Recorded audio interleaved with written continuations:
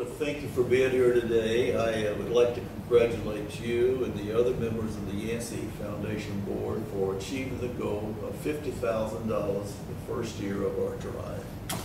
This is great. This is a total that is going to really make it happen for this community, and it's a great place for us to be working. Bubba, I'd like for you to just walk us through where we really are as of June the 3rd. Okay, let me run over these numbers real quick, just in summary form. We started our fund drive on June the 30th, actually July 1 of 2010, with a fund balance of $275,000. As Bill's already said, we made our $50,000 goal. We made that by April 30th of 2011. So that gave us a total of, started at $275,000, got $50,000 in, a total of $325,000.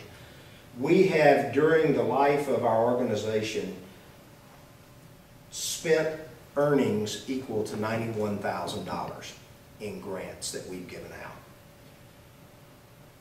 So total money that has come through our organization has been $416,000. What we started with, what we earned last year, the money that we had in earnings that we actually have spent. But I want you to take a look at this number as well. On the $91,000 in grants that we approved, the Community Foundation, our parent organization, kicked in another $437,000.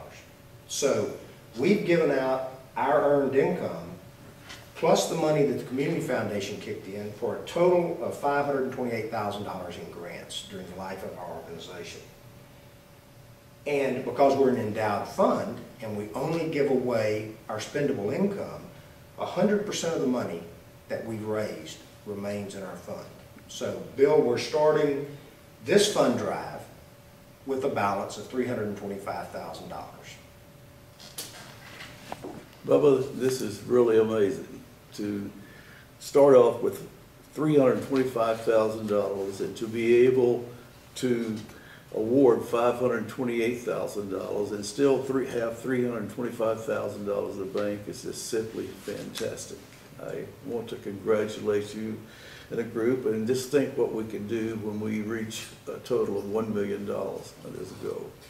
Well, don't congratulate me. It's a board effort, and we got a lot of good things going with a great board for sure. Jim, do you think our board members are ready for the $1 million drive? I'm completely confident in that. I'm on several boards, and by far this is the strongest board that I've ever been a part of. The strength of any organization is always going to be the strength of your board, because that's going to be doing your work. And we've had some good success this year. We gave $25,000 to the Children Advocacy Center here in Yancey County, a new organization, for certification that was required team training. And now that they have been certified, they're able to apply for other grants. And then we also awarded $4,500 for our high school kids to help with the dig-in project, which is a community garden, and to design and install an irrigation system. $7,000 to the Energy Exchange for marketing and new signage, and $7,000 to the high school for an upgraded lighting and audio system in their auditorium, which was much needed.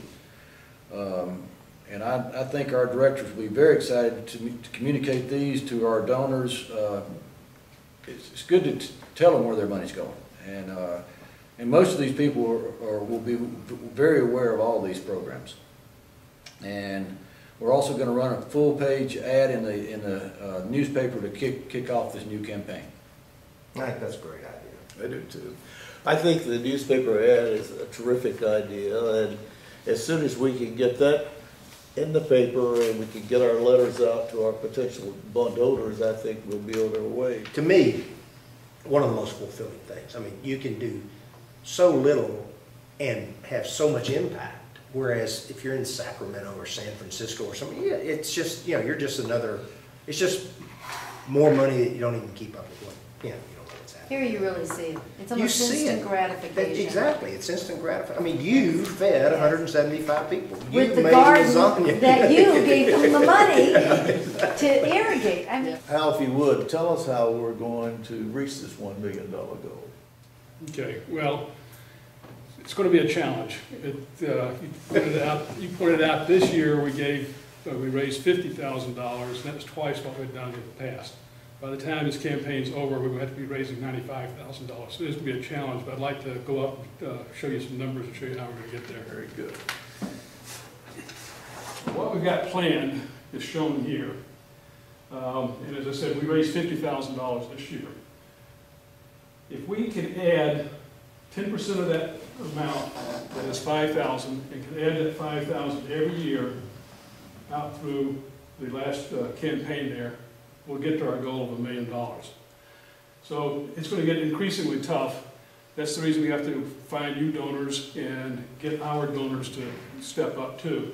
Obviously, if everybody who donated this money, $50,000, if they all raised their annual amount by 10% of whatever that was for them, so if they had $1,000, if they said, okay, each year I'm going to raise it 100, so I go 1,100, 1,200, 1,300, obviously would make them out.